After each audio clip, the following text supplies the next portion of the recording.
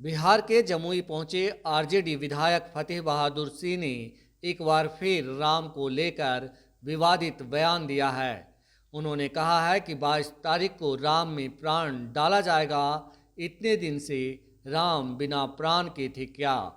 उन्होंने बीजेपी और केंद्र सरकार से कई सवाल किए हैं और कहा है कि ये लोग देश में अंधविश्वास फैलाने का काम कर रहे हैं। सुनिए फतेह बहादुर सिंह को। जो लोग ये बात मेरा बयान समझ कर के चला रहे हैं, वो लोग देशवासी को गुमराह कर रहे हैं। इस संदर्भ में सावित्रीबाई फुले ने 170 वर्ष पहले उस स्लोगन को कहा था और उसी बात को बाबा भीमराव अंबेडकर ने भी कहा था कि शिक्षा वो शेरनी का दूध है जो पिएगा वो दहाड़ेगा। और जिस दिन मंदिर का भीड़ विद्यालय की तरफ मुड़ेगा उस दिन भारत को कोई महान बनने से रोक नहीं सकता है। अगर उनका कथन गलत है तो जो लोग कह रहे हैं वो कह दे कि ज्योतिबा राव फुले, सावित्रीबाई फुले, बाबा भीमराव अंबेडकर गलत है, लेकिन कह नहीं सकते हैं। इन लोगों का एजेंडा ही है मनुवाद का, पाखंडवाद का, अंधविश्वास का, जिसका पूर्व में भी हमारे पूर्वजों ने विरोध करने का काम किया है। आप कबीर दास को ले लीजिए, आप संत रविदास को ले लीजिए, गौतम बुद्ध को ले लीजिए, ज्योतिबा राव फुले को ले लीजिए, सावित्रीबाई फुले को ले लीजिए, अमर शहीद जगदेव प्रसाद को ले लीजिए, ललई सिंह यादव को ले लीजिए। और जिस राम मंदिर की बात आप करते हैं, उस राम मंदिर को तो ललई सिंह यादव जी ने 1976 में जो सची रामायण को लेकर के सुप्रीम कोर्ट में जो उनका एक आदेश आया था, वो तो आदेश स्पष्ट दे दिया था कि रामायण और रामायण का सभी पात्र काल्पनिक है।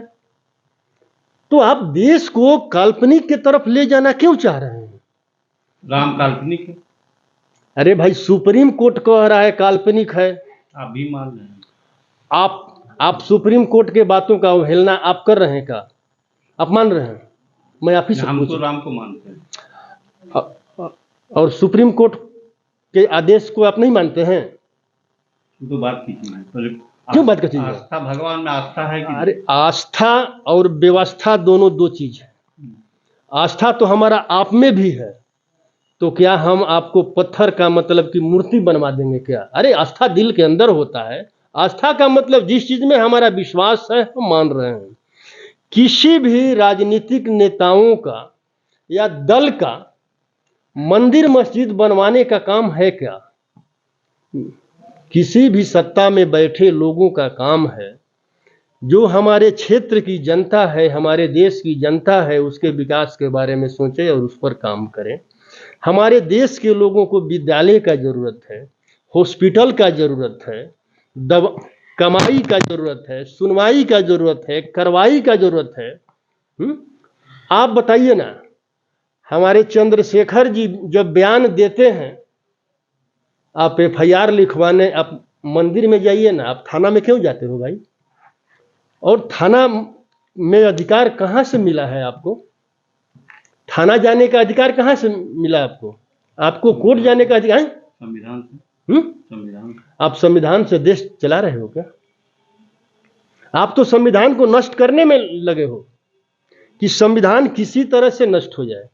और आप जो मीडिया वाले लोग हैं, कभी भी मोदी जी से एक सवाल नहीं पूछा आप लोगों ने कि मोदी जी, काला धन कब आएगा विदेश से? 2 करोड़ बेरोजगारों को नौकरी कब मिलेगा? बुलेट ट्रेन देश में कब दौड़ेगा? किसानों का आय दोगुनी कब होगा? किसानों का लागत 3 गुना हो गया, लेकिन आय उतना ही का उतना ही रहा। ये सवाल तो है विधायक जी, लेकिन सवाल ये है कि मंदिर जाना चाहिए कि नहीं जाना चाहिए? भगवान की पूजा करनी चाहिए या नहीं करनी? मैं पूछता हूं आपसे, मैं तो पहले ही बोला हूं, जिसको जिसमें आस्था हो वो मतलब करे। तो ये लोग बोलते हैं कि मंदिर जाने वाले से विधायक जी वोट नहीं मांगेंगे। उन लोगों के लिए मैं करारा जवाब देता हूं और पूछता हूं क्या अपने बेटा बेटी को विद्यालय नहीं भेजेंगे?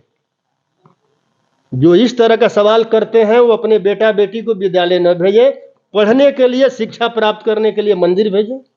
और क्या वो विद्यालय जाने वाले लोगों से वोट नहीं मांगेंगे? अंधविश्वास फैलाने वाले लोग जो हैं, विद्यालय में जाने वाले लोगों से वोट मांगने का काम न करें। कि कौन अंधविश्वास फैला रहा है? कौन फैला रहा है? ये क्या है? आप पूरे देश में अंधविश्वास फैला के रखे हैं कि 22 तारीख को पत्थर में प्राण डाला जाएगा। राम में प्राण डाला जाएगा। इतने दिन से राम बिना प्राण के थे क्या? उनके अंदर प्राण नहीं था क्या? और जब 22 तारीख को प्राण डाला जाएगा तो प्राण डालने वाले कौन हैं? नहीं, अयोध्या में जो अरे भाई, अयोध्या में जो राम मैं वही तो बोल रहा है वो भी तो सुप्रीम कोर्ट के आदेश से बन रहा है। अयोध्या कब बना? हम नहीं जानते। तो जान कराइए ना। और 180 वर्ष ईसा पूर्व जो है, भारतवर्ष में मौर्य वंश का शासन था और मौर्य वंश का लास्ट शासक का नाम था राजा बृहदत्त। जब तक राजा बृहदत्त सत्ता में रहे उसका नाम साकेत था, और साकेत गौतम बुद्ध और सम्राट अशोक का नगरी था। और जब राजा बृहदत्त का पुष्यमित्र शुंग ने हत्या किया तब उसका नाम बदल करके साकेत से अयोध्या किया। लाखों बौद्ध भिक्षु का हत्या किया। जो बगल में जो आपका सरयू नदी है उसका गवाह है। लाखों बौद्ध भिक्षुकों का सर काटा, उसी से उसका नाम पड़ा सरयू नदी। खून का मतलब धार से। और जब अयोध्या था ही नहीं, रामावतार कब हुआ? और रामायण का मतलब कि आपको अयोध्या कांड में सर्ग नंबर 109 चौपाई नंबर 134 को मतलब पढ़िए। उस रामायण में लिखा हुआ है, जिसका मतलब कि हिंदी अर्थ होता है कि तथागत बुद्ध और उनके अनुयायियों के साथ वही दंड मिलना चाहिए जो एक चोर को दंड मिलता है। मैं पूछता हूं, जब वाल्मीकि रामायण में तथागत बुद्ध का जिक्र है तो पहले राम की पहले बुद्ध? ये सवाल उठता है कि नहीं उठता है? उठता है ना। मतलब कि पहले बुद्ध, और पहले बुद्ध तो फिर राम कब आए? जब पहले बुद्ध हो गए तो राम कब आए? और रामायण ये सारी ग्रंथ लिखा कब मतलब गया? सारी ग्रंथ 14वीं और 15वीं सदी का लिखा हुआ है। हमें उस पर भी नहीं जाना है। हमारा सीधा है कि भारत सरकार का काम है गरीबों के लिए रोजगार का व्यवस्था करें, गरीबों के लिए स्कूल बनवाएं, यूनिवर्सिटी बनवाएं और हॉस्पिटल बनवाएं। अगर मंदिर से ही आपको सब कुछ होने वाला था तो कोरोना काल में आपने सारे हॉस्पिटल को बंद कर देते, सारे पेशेंट को मंदिर में भर देते। हॉस्पिटल की आवश्यकता क्या था आपको? लेकिन आपने कोरोना काल में सारे मंदिरों को बंद कर दिया। क्यों? अरे आप ही ने तो साबित कर दिया कि मंदिरों में कोई शक्ति नहीं है, और जहां कोई शक्ति नहीं है उसके लिए अपने देश का अरबों खरबों रुपया क्यों बर्बाद कर रहे हैं? लेकिन लगभग 700 जो आपने सेल्फी पॉइंट बनाने का काम किया है, आप ही लोग बोले हैं कि लगभग मतलब 2000 करोड़ रुपया लग रहा है। उससे क्या लाभ है देशवासी को? बताइए। और जो मंदिर में प्राण डालने का जो बात कर रहे हैं वो देश में नफरत नहीं फैला सकते हैं। एक तरफ कहते हैं कि भगवान राम है, पुरुषोत्तम राम है, उनमें शक्ति है, और दूसरी तरफ कहते हैं कि हम प्राण उनमें डालेंगे। तो जो पत्थर में प्राण डाल सकते हैं आप, ऐसे लोग तो बहुत देश के लिए कारगर साबित होंगे। ऐसे लोगों को भारत सरकार को सूची बनाना चाहिए, और ऐसे लोगों को जो बॉर्डर पर हमारा जो सेना जो लड़ रहा है, हर बटालियन के साथ एक प्राण डालने वाले को रखना चाहिए। हर हॉस्पिटल में हर स्पेशलिस्ट डॉक्टर हैं, लेकिन प्राण स्पेशलिस्ट अभी तक डॉक्टर नहीं है। तो हर हॉस्पिटल में एक प्राण स्पेशलिस्ट लोगों को रखना चाहिए, ताकि हमारे लोग मरे और प्राण उसमें डाल दें। अगर ये लोग पत्थर में प्राण डाल सकते हैं, चलिए भाई, मतलब कि हम शूद्रों में प्राण नहीं डाल सकते हैं, अगर इतनी शक्ति होती प्राण डालने का तो एक भी ब्राह्मण मरता नहीं, मरने से पहले ही मतलब उसका कूपन रिचार्ज कर देते, रिचार्ज हो जाता, मरता नहीं। ये अंधविश्वास फैलाना है कि नहीं? और अगर ये लोग मंदिर में, अगर ये लोग बॉर्डर पर हमारे लड़ते हुए लोगों के शरीर में अगर प्राण नहीं डाल सकते हैं और हॉस्पिटल में जो मरेंगे उनमें प्राण नहीं डाल सकते हैं, इसका मतलब क्या हुआ कि ये प्राण डालने का नाटक कर रहे हैं, पूरे देश के लोगों को भ्रमित कर रहे हैं, अंधविश्वास फैला रहे हैं।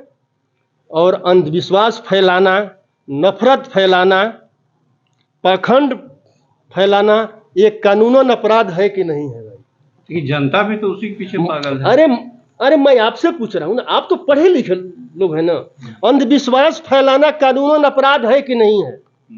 ऐसे अपराधियों को मतलब कहाँ होना चाहिए, आप लोग कुछ समझ लीजिए। अच्छा विधायक जी, एक चीज बताइए कि आप शिक्षा मंदिर जाने की बात करते हैं, स्कूल जाने की बात करते हैं, आप उसी दल से आते हैं आरजेडी से जिस दल के सुप्रीमो ने चरवाहा विद्यालय खोला था, तो उस समय ये उनके दिमाग में नहीं आया था कि स्कूल? बिल्कुल उन्होंने सही काम किया था, यही तो आप लोगों के दिमाग में नहीं बैठ रहा है। हमारे देश के जो है, हमारे देश के बहुजन समाज के लोगों, यानी 90% लोगों को मनुस्मृति के द्वारा शिक्षा प्राप्त करने से वंचित कर दिया गया था कि शूद्रों और महिलाओं को शिक्षा प्राप्त करने का अधिकार नहीं है।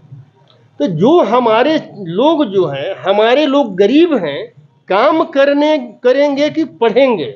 तो उन्होंने चरवाहा विद्यालय हर फील्ड में, हर मैदान में खुलवाया कि हमारी गैया भी पढ़ेगी, या बच्चे वहां बैठ करके पढ़ते भी रहेंगे और गैया भैंसिया भी मतलब पढ़ती जाएगी। आज क्या स्थिति है चरवाहा विद्यालय की? आज क्या स्थिति है चरवाहा विद्यालय? जब सत्ता में जब मनुवादी आएंगे तो विद्यालय तो शिक्षा तो समाप्त होगा ही ना। भारत के प्रधानमंत्री जी जब से सत्ता में आए हैं, लगभग 60,000 विद्यालयों को उन्होंने बंद कर दिया। ये सरकार, बिहार सरकार के अंदर है चरवाहा विद्यालय। मैं भारत सरकार का बात कर रहा हूँ, लेकिन चरवाहा विद्यालय तो बिहार सरकार। सरकार आप ही न रहे, देखिए उस समय के बाद में तो बीजेपी गठबंधन में ही सरकार रहा ना, हमारी सरकार तो रही नहीं। बीजेपी गठबंधन, आप चरवाहा विद्यालय का ही नहीं लीजिए ना, आप सरकारी विद्यालय को भी देख लीजिए ना। जब नीतीश कुमार भी मनुवादी, जब से हम लोग गठबंधन में आए हैं, आप देखिए, हम लोग नौकरी देने का बात करते हैं, हम लोग कलम और किताब देने का बात करते हैं, और वो लोग त्रिशूल और तलवार देने का बात करते हैं। देखिए हमारी लड़ाई स्पष्ट है, सरकार में तो हमारी लड़ाई स्पष्ट है। कलम और किताब, हम लोग कलम और किताब देने का बात करते हैं, और वो लोग त्रिशूल और तलवार देने का बात करते हैं। देखिए हमारी लड़ाई स्पष्ट है, सरकार में तो हमारी लड़ाई स्पष्ट है। कलम और किताब की लड़ाई है, त्रिशूल और तलवार के खिलाफ। अब मोदी जी से पूछिए, एक तरफ मोदी जी कहते हैं कि भारत विश्व गुरु बन रहा है, और दूसरी तरफ वही कहते हैं कि मैं 80 करोड़ भारत के गरीबों को फ्री में अनाज देता हूं। कहां ले जा रहे हैं मोदी जी हमारे देश को? आपने तो 80 करोड़ जनता को हाथों में कटोरा थमा दिया। अब देश को किस दिशा में ले जा रहे हैं? आप जो यहां सेल्फी पैंट बनवा रहे हैं, वो पैसा से गरीबों के लिए फैक्ट्री लगता, रोजगार मिलता, नौकरी मिलता। आप देश को किस दिशा में ले जाना चाह रहे हैं? और आप देखे होंगे कि इन्होंने पूरे संविधान को मिटाने के तरफ देश को ले जा रहे हैं। अच्छा, अगर आपको अयोध्या से निमंत्रण आ जाए कि आप 22 तारीख को आपको शामिल होने का निमंत्रण आ जाए, तो फतेह बहादुर सिंह क्या करेंगे? जाएंगे या नहीं जाएंगे? क्यों जाएंगे? हम साकेत जाएंगे, हम अपने मतलब कि बुद्ध स्थल पर जाएंगे, हम साकेत जाएंगे। अयोध्या वो मतलब है ही नहीं। अयोध्या स्थानांतर किया हुआ नाम है। आप जिस समय लोगों ने बाबरी मस्जिद को तोड़ा था, उस समय भी वहां गौतम बुद्ध और सम्राट अशोक का अवशेष मिला था। राम का मंदिर होने का एक भी अवशेष मिला था तो आप मतलब कि सामने दिखाइए, एक भी अवशेष नहीं मिला था राम का। तो सुप्रीम कोर्ट ने जो आदेश दिया कि हाँ राम का मंदिर ऑर्डर पढ़ लीजिए ना, गलत। सुप्रीम कोर्ट ने भी मतलब आदेश क्या दिया है आपको, उसका ऑर्डर पढ़ के आइए, इसके बाद उस पर हमसे आप बात। अच्छा, जो करिए। चरवाहा विद्यालय के बारे में आप कह रहे हैं, इसका मतलब है कि नीतीश कुमार चरवाहा आरजेडी के साथ आते हैं तब वो सद्बुद्धि उनमें आ जाती। चरवाहा विद्यालय जो है, मैं हमारी बिहार सरकार, हम लोगों ने वादा किया था कि जब सत्ता में आएंगे तो हम लोग 10 लाख नौकरी देने का काम करेंगे। 1 साल हुआ, हम लोगों ने 5 लाख नौकरी पूरा कर दिया, और अभी फिर 13 तारीख को हम लोग 1 लाख टीचरों को नियुक्ति देने मतलब की जा रहे हैं। और आप लोगों के भी चैनल से मैं पूरे देशवासी से आग्रह करता हूं, विनम्र निवेदन करता हूं कि हमारी लड़ाई तलवार और त्रिशूल के खिलाफ कलम और किताब की है। और जिस बात को सावित्रीबाई फुले ने कहा था, उसी बात को बाबा भीमराव अंबेडकर ने भी कहा है कि जिस दिन मंदिर का भीड़ विद्यालय की तरफ मूव करेगा, उस दिन भारत को महान बनने से कोई रोक नहीं सकता। सुन लीजिए, भारत को महान बनने से कोई रोक नहीं सकता है। तो एक कदम पूरे भारतवासी को मैं आग्रह करता हूं कि भारत को महान बनाने की तरफ बढ़े, और 22 जनवरी को सभी विद्यालय में मोमबत्ती जला करके रोशनी करें और अपने बच्चों को शिक्षा के प्रति जगाएं और विद्यालय भेजें, क्योंकि विद्यालय के अलावा शिक्षा नहीं और शिक्षा के अलावा विकास नहीं।